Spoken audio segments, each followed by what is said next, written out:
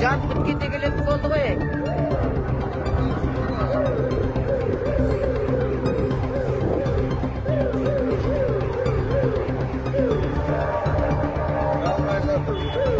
Кіре алмайды.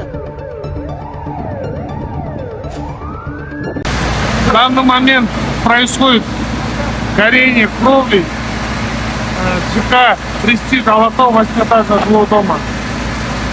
Производит тушение через АЛ-32.